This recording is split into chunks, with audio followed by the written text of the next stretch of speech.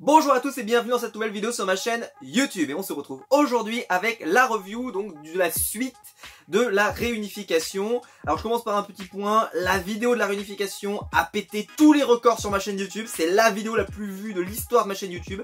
Vous avez été comme des dingues à commenter, à faire des théories, etc. Ça a été absolument génial, j'ai pris beaucoup de plaisir à vous lire, j'ai beaucoup de plaisir en tout cas à discuter avec vous, à pouvoir vous répondre. Je réponds à tous les commentaires, ou en tout cas j'essaye de répondre à tous les commentaires parce que ça devient de plus en plus difficile, mais on y arrive, en tout cas on y essaye. Et c'était assez génial parce qu'on a tous essayé un petit peu de se projeter, de savoir ce qui allait se passer. Et quand même, je vais pas faire mon point oracle, mais j'étais quand même pas mal, Question oracle, j'étais pas mal. Alors... Donc l'épisode, on savait qu'on aurait qu'une moitié d'épisode. Bon là TF1 ils nous ont un petit peu arnaqué parce que l'épisode a commencé en nous rediffusant le show Delphine qu'on avait déjà vu. Donc personnellement, vu que je l'avais déjà vu se vautrer de manière absolument géniale la semaine dernière et je l'ai suffisamment souligné, je vais donc souligner d'autres choses cette semaine. Alors je vais souligner deux choses, c'est que je n'avais pas assez parlé de Nawel la semaine dernière, donc effectivement Nawel dit tout ce que j'ai dit la semaine dernière, donc je vais pas me répéter, mais elle le dit avec un tact que je n'ai pas, parce que moi personnellement moi j'y suis allé à 200%, donc je l'ai pas raté. Très très bonne intervention, j'aurais pas fait mieux, et d'ailleurs elle va lui remettre un petit coup juste avant qu'elle parte, paf, comme ça vous verrez, c'est magnifique, un petit tacle à l'arrière, magnifique. Mais surtout le deuxième point, alors ça je l'avais pas vu, je sais pas si vous l'aviez vu, mais alors au deuxième visionnage, vu que ce qui se passait à l'écran je le savais déjà, elle était déjà en train de brailler, c'était exactement pareil. Par contre j'étais sur Eric, mais Eric il se met à se marrer tout le long, mais tout le long il est comme ça, avec un énorme sourire, et puis il se marre. L'autre elle est en train de brailler, elle est en train d'insulter tout le monde, elle est en train de dire que c'était pas un mouton, que c'était une lionne, je sais pas quoi. Le mec il est mort de rire, du début à la fin il est comme ça, avec un sourire malaisant, tu te dis mais qu'est-ce qui se passe? Folien, il sait pas où se mettre. Folien, il est là, il dit qu'est-ce qui se passe? Je vais rien dire, je veux me faire tout petit. Il est très grand, mais il se fait tout petit. Et Eric, lui, par contre, bon, je sais pas, je l'avais raté à mon premier visionnage, mais là, au deuxième, oh là là, mais il est mort de rire. Du début à la fin. Et bien après derrière ça va être tout l'épisode. Tout l'épisode, Eric, il va être comme ça, avec un petit sourire à la con. Enfin, c'était incroyable. Donc j'ai adoré personnellement redécouvrir cette scène, parce que je serais passé à côté. Je serais passé à côté de Eric, du Eric quoi. Enfin, Eric, j'ai jamais eu grand chose à lui dire sur chaque semaine. On va parler beaucoup d'Eric d'ailleurs cette semaine. Mais Eric, là, il m'a fait mourir de rire. En fait, vous revoyez la scène, vous ne regardez que Eric. Eric, du 1er janvier au 31 décembre, il se met à se marrer, mais c'est terrible. C'est terrible, incroyable. Bref, donc bon, Delphine se met à gueuler dans tous les sens, bon, très sympathique. Personnellement, c'était un peu malaisant comme l'autre fois, c'était pareil. Puis après, donc, on a un peu une sorte de comment je pourrais dire ça, de conseil d'Ahmad, qui va se lancer, qui va dire que Ahmad, en fait, il ramasse vachement, et que personne ne le soutient, et que tout le monde dit que c'est la faute d'Ahmad, et que c'est la faute de personne d'autre.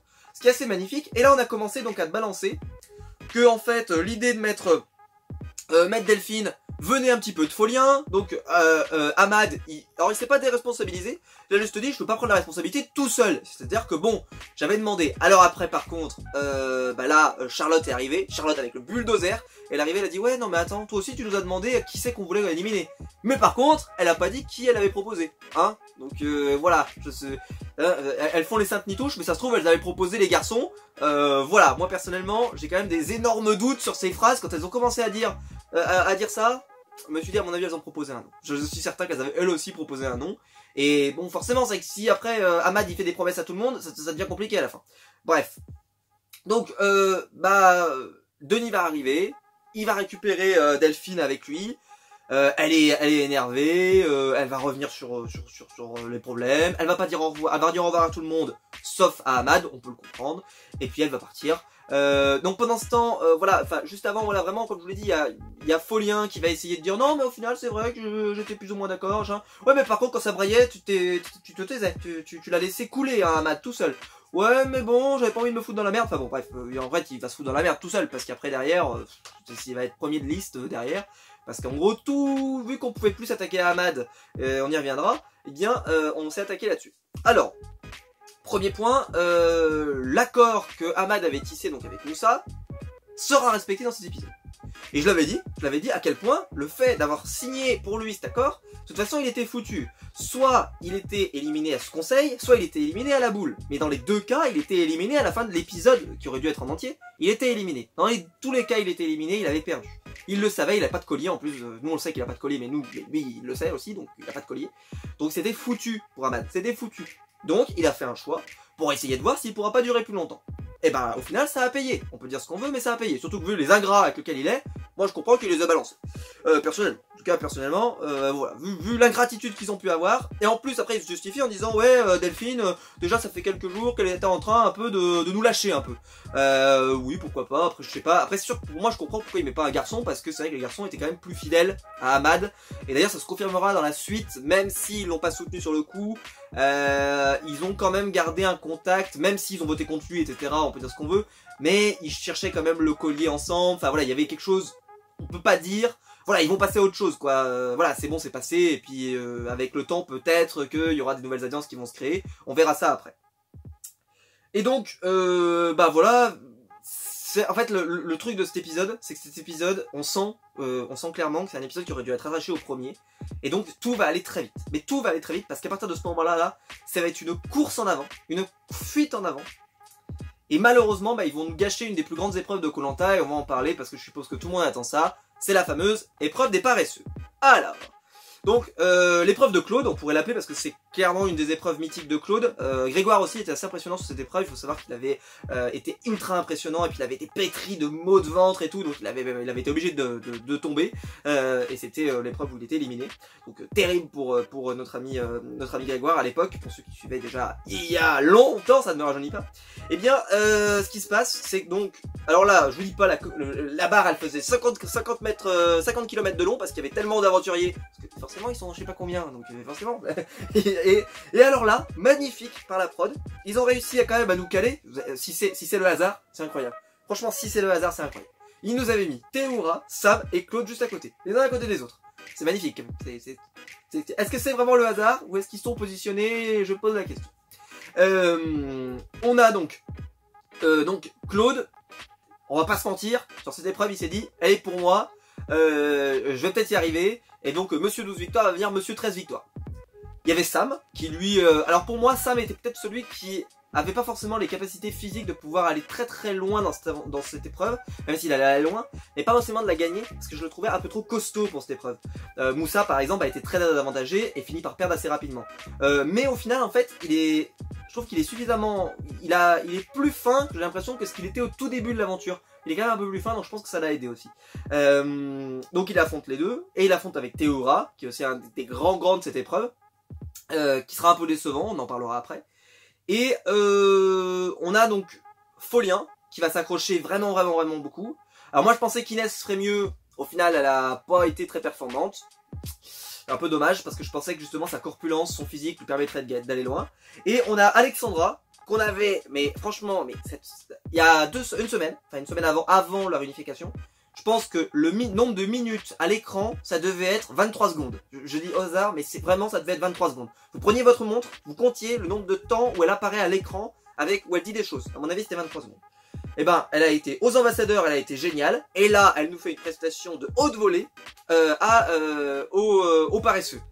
Prestation qui a été gâchée par... Alors, on aime tous Denis Brognard. Moi le premier, moi je suis hyper fan, c'est un de mes animateurs préférés. Mais Denis là, qu'est-ce que t'as fait Denis? Qu'est-ce que tu nous as fait? Alors, je vais pas lui jeter des cailloux, pas tout de suite. Parce que, il faut savoir que vu que la prod sait que cet épisode là, ça va être l'enfer sur terre à faire rentrer en 3 heures. Enfin en 2 heures, parce que je vous rappelle que normalement on aurait tout dû avoir tout ça là en un bloc. Donc l'épreuve, il faut que ça aille vite. Il faut que ça soit pas trop long à monter. Première déception, je pense qu'ils auraient pu, avec cette épreuve et avec les candidats qu'ils avaient aujourd'hui, battre le record de l'épreuve. Il y avait beaucoup de rumeurs d'ailleurs que le record de l'épreuve allait être battu. Il ne l'est pas. C'est, voilà, premier constat, il ne l'est pas. Et il y a beaucoup de gens qui me disaient, ouais, il va être battu, donc ça veut dire que c'est Claude qui va être battu. C'est-à-dire le record de Claude va être battu. Et au final, même si Claude peut être battu, c'est pas forcément que son record va être battu. Ça veut pas dire que c'est lui qui va être battu. Et pire, Claude peut très bien battre son propre record aussi. Donc c'était pas impossible. Donc moi, voilà, je disais que on verra bien. Et alors là, Denis nous a sorti une règle d'un autre monde. Vous devez tenir en cochon pendu. Je passe toutes les éliminations qui sont pas intéressantes parce qu'il y en a qui tiennent 5 minutes, 10 minutes. Ahmad est tombé premier. J'avais oublié ça. Ahmad est tombé le premier. Je l'avais dit en commentaire. Vous pouvez le prendre témoin. Il y a une semaine, je vous avais dit, je l'avais dit. Je l'ai dit à plusieurs personnes. J'ai dit Ahmad, vous allez voir, il va tomber premier. L'oracle. L'oracle, j'avais dit, vous allez voir, c'est un champion du monde cet homme. Et je l'avais même dit, j'avais terminé ma vidéo la dernière fois en vous disant, de toute façon si Ahmad il gagne, je crois que je ferme la chaîne YouTube. Je n'ai pris aucun risque, voilà, comme je le dis. Et il est tombé le premier, je l'avais dit, vous pouvez le vérifier, je l'avais dit, Ahmad il tombera premier de ce truc là, je suis sûr qu'il est capable de tomber premier, j'avais dit un truc comme ça, incroyable. Et donc, il reste, Théora va tomber, il fait une prestation, on va le dire, honnête, sans problème, mais bah, il a pris de l'âge, notre ami Théora, et il tient plus, donc il en peut plus, et donc il tombe. Alexandra fait une prestation 9 étoiles, incroyable, franchement elle bougeait pas, elle était, je pense qu'elle pouvait rester un long moment, et puis là ils ont commencé à nous changer les règles et tout, alors là, après elle a été désavantagée, elle aussi, mais bon, bref. Elle tombe aussi. Enfin, en fait, on vient la récupérer parce qu'elle pouvait plus bouger. Folien, qui est en train de se démolir dans tous les sens. Bah, quand on lui a dit tu peux plus bouger, bah, il était foutu. Et c'est terminé. Alors, et donc, la règle de vous pouvez plus bouger, je sais pas d'où elle sort. Et je trouve que ça handicape vachement le jeu. C'est parce que c'est quoi cette règle de pas bouger? C'est pas parce que vous bougez que vous perdez Donc, il faut savoir que c'est pas la première fois. Parce qu'il y a toujours, il faut, ouais, mais c'est quoi cette règle, machin, etc. Il faut savoir que c'est pas la première fois que le jeu est raccourci et qu'ils mettent une nouvelle règle. Justement, quand il y avait eu Théora contre Claude, qui est le grand duel dans le cochon pendu, eh bien, ils avaient fini sur un bras. Mais ils avaient le droit de bouger. Ils avaient le droit d'essayer de se remettre et tout. D'ailleurs, Théora, il hurlait à la mort tellement il avait mal. Mais il pouvait quand même essayer de se remettre. Claude aussi galérait pas mal. Mais sur un bras. Là non, c'est vous devez pas bouger. Et Claude, faut le savoir, il a quand même une tendance à bouger relativement souvent pour essayer trouver la meilleure position, essayer de durer le plus longtemps, etc. Donc ça l'a désavantagé. Et donc il y en a, alors parce que j'ai posté un truc sur l'onglet communauté, si vous, voilà, n'hésitez pas à vous abonner, vous aurez l'onglet communauté, vous pouvez venir, voilà, souvent je fais une petite photo le soir, le vendredi, pour vous donner un petit avant-goût de ce que je vais vous dire. Et en fait, il y a beaucoup de gens après dans les commentaires qui m'ont dit, ouais Sam, sa victoire elle est pas belle parce que Claude, il a pas gagné, enfin il a perdu, mais franchement cette règle elle désavantageait Claude. Alors pour moi oui elle désavantageait Claude, mais la règle est la même pour tout le monde. Donc à un moment donné, Sam il a mérité sa victoire, et je trouve qu'en plus elle est belle sa victoire parce que il affronte Théora, il affronte Claude, il affronte quand même des grands aventuriers qui ont surperformé dans cette épreuve, et il bougeait pas d'un poil, Sam. Donc on peut pas savoir si Sam aurait pas pu tenir même avec un bras encore pendant longtemps. Donc on peut pas savoir. Le truc c'est que nous fans de Koh-Lanta, on aurait aimé forcément que l'épreuve elle dure plus longtemps, et en tout cas que cette règle, la règle de un bras pour moi était la meilleure des règles possibles. Là cette règle, c'est quoi cette idée de tu bouges, t'as perdu. Enfin, c'est nul, tu n'es pas tombé. Donc alors que la règle du un bras permettait que justement, il y a un moment, ton bras il tient plus, tu vas tomber quoi. Et là, non. Je trouve que pour moi, la personne qui n'a pas perdu. Donc je lance un appel. Denis, si tu me regardes, tu as une chance de régler ton problème. Si jamais on arrive un jour à avoir une finale en direct, je sais pas du tout si on y arrivera, mais bon, qui sait. Et tu sais quoi, tu les fais venir tous les deux avant. Tu les fais venir à 4h l'après-midi. Et tu les mets tous les deux au cochon pendu. Et tu leur laisses les mêmes règles. Et tu refais faire. Je le demande. N'hésitez pas à taguer sur Twitter notre ami Denis Brognard. Vous lui dites, Denis Brognard, notre ami Denis Brognard, le meilleur animateur de Koh-Lanta. D'ailleurs, bon, il était le deuxième animateur de Koh-Lanta, mais quand même, c'est le meilleur animateur.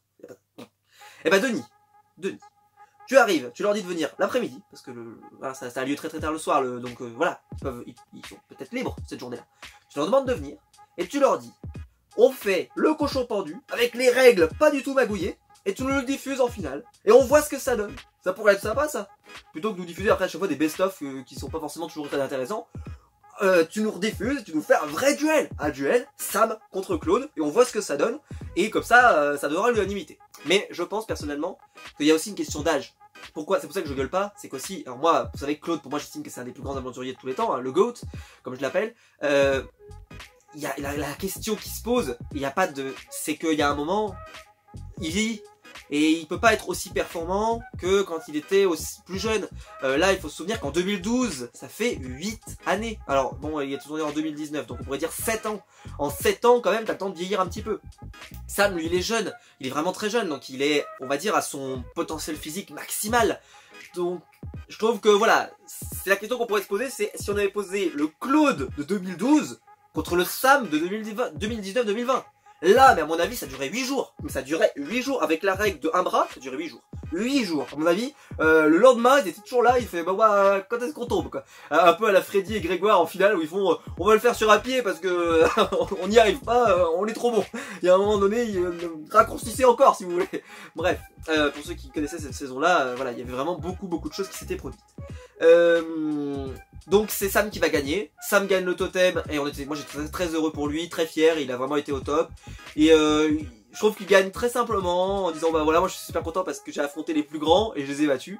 Je pense que c'est pour ça que je pense qu'en fait il serait jamais tombé que ça. Il serait jamais tombé parce qu'il aurait jamais accepté de tomber face à Claude quoi. Enfin, je pense qu'il le côté honneur comme ça, je pense il en a beaucoup trop.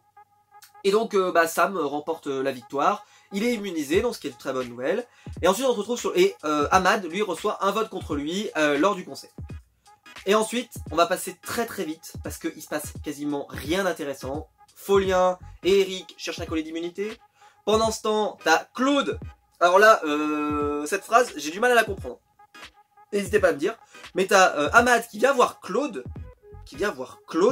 Pour savoir pour qui il faut voter. Vous m'avez compris. Claude qui n'est pas un jaune officiel, qui n'est pas un jaune d'origine.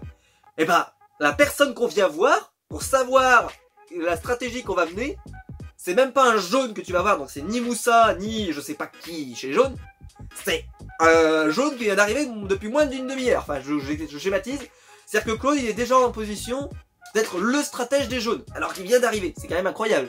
Donc je comprends pas pourquoi, et surtout qu'après en plus quand on va voir les interviews après, on voit Claude explique bien que ça va être qu'il suit, vous savez il y a souvent des interviews facecam, il dit bah moi je vais suivre la stratégie des jaunes, donc je vais suivre la logique des jaunes, et on va séparer les votes, les femmes, les garçons, voilà on va se débrouiller, et comme ça on est sûr qu'il y a un rouge qui part. Bah voilà, il n'y a pas de... Enfin, je trouve que c'est logique, normal, et c'est un très bon... Enfin je comprends pas pourquoi il est venu le voir exprès lui. Et donc ça, pour moi, ça a replacé Claude dans une position de stratège qui était pas sûr. J'étais pas sûr qu'il voudrait reprendre cette position-là parce que c'est une position qui lui a souvent desservi. Et bah en fait, ça se trouve automatiquement, le naturel revient et en fait, il va reprendre la main parce qu'il est comme ça en fait. Il a besoin d'être en contrôle, de savoir ce qui se passe, de comprendre comment ça va fonctionner.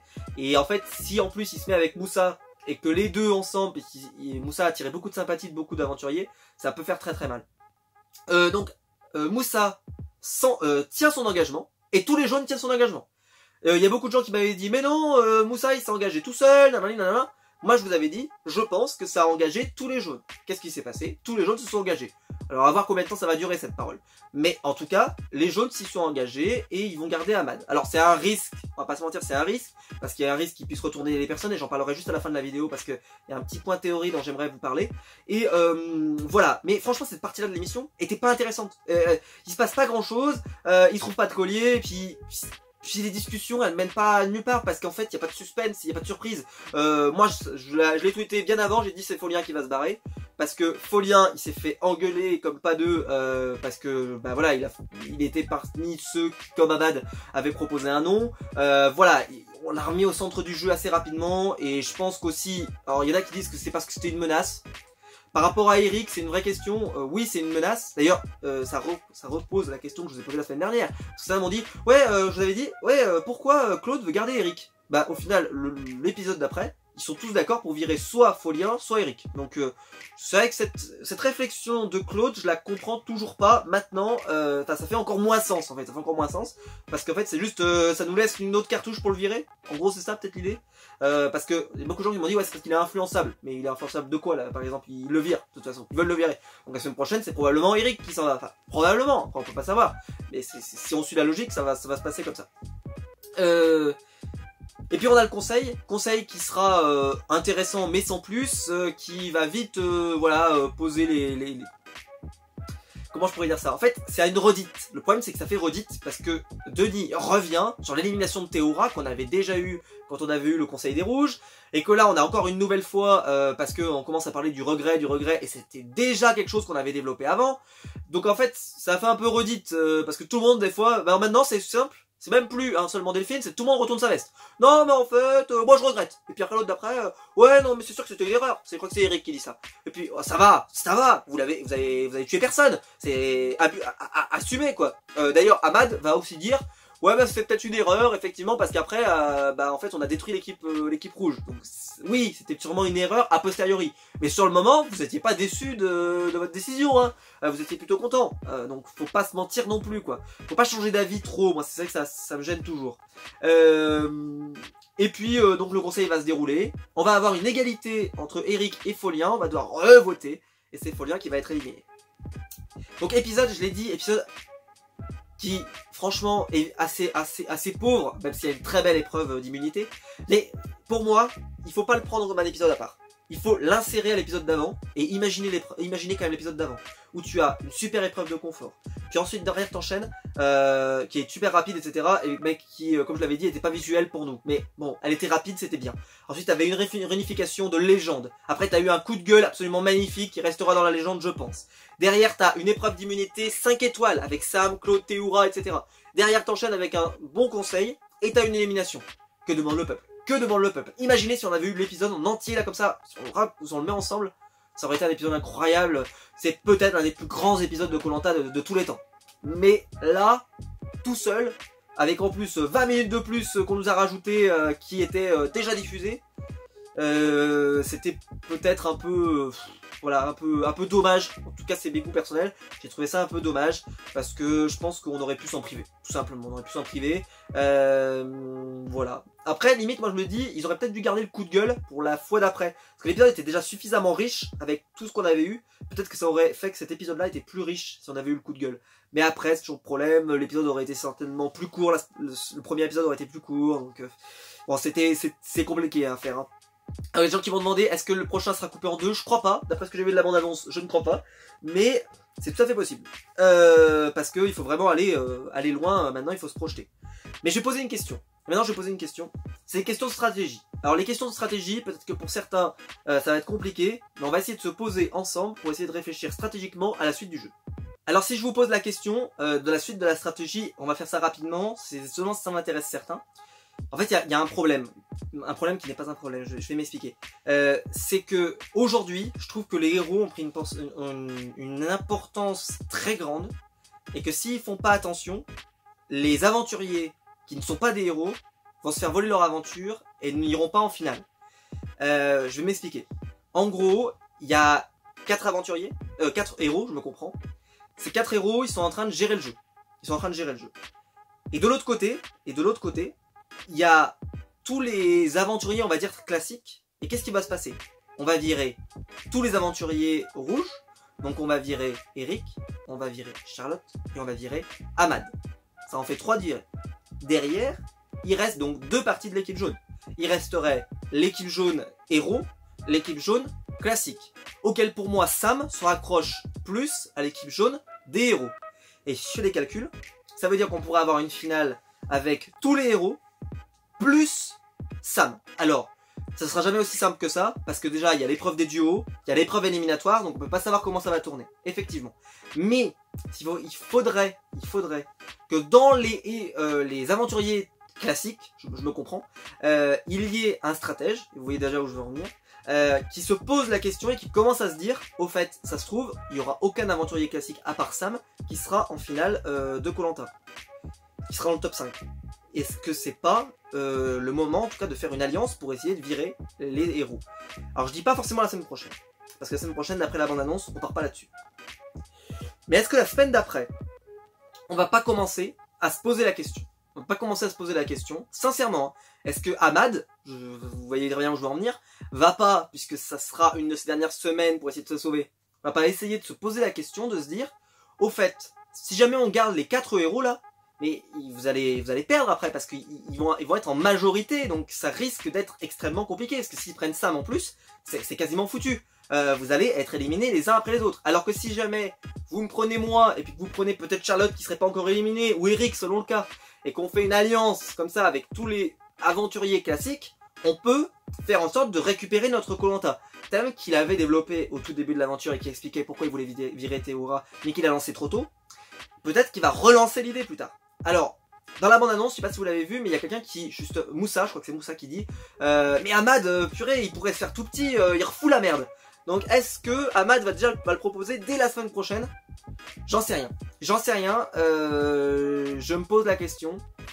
Et je me dis, est-ce que stratégiquement, il y a un membre de l'équipe jaune qui va se rendre compte que peut-être, s'ils font rien, les héros vont tous les virer les uns après les autres. Donc là, je pense qu'on n'est pas encore à un moment charnier, mais que si jamais ça continue comme ça peut très vite tourner à l'hécatombe et se terminer avec que les héros.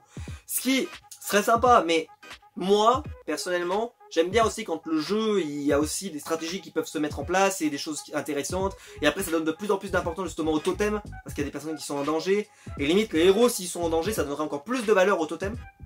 Mais voilà. En tout cas, n'hésitez pas à me dire ce que vous en pensez. Est-ce que, à partir de quel moment, selon vous, ça va devenir dangereux stratégiquement la position qu'on est en train d'avoir les héros là? Parce que je trouve que c'était particulièrement marquant là dans cette deuxième partie, parce qu'on ne voyait on ne voit que Moussa, on ne voit que Claude. Alors Jess on la voit jamais, mais c'est normal parce que elle n'est pas dans la stratégie, et puis dans les épreuves elle a jamais été incroyable, et Théoura est aussi incroyable aussi sur ce point, donc sur les épreuves. Donc en fait c'est des candidats qu'on voit beaucoup. Sam on le voit beaucoup, donc ça fait, on a quand même le sentiment que c'est quand même des aventuriers qui vont aller loin, et je sais pas. J'ai un peu peur qu'il y ait beaucoup de candidats qui se fassent voler leur Koh-Lanta et qui puissent pas aller essayer d'aller en finale. Voilà, donc parce que je pense qu'il y en a certains qui auraient peut-être envie de le faire, et peut-être qu'ils vont se réveiller un peu tard. Parce qu'il me semble un peu trop sympa chez les jaunes. Et je sais pas. J'ai quelques doutes. Laissez-moi en douter. Voilà, n'hésitez pas à me dire ce que vous en pensez dans les commentaires. Si la vidéo vous a plu, vous pouvez la liker, vous pouvez vous abonner, vous pouvez la partager sur les réseaux sociaux.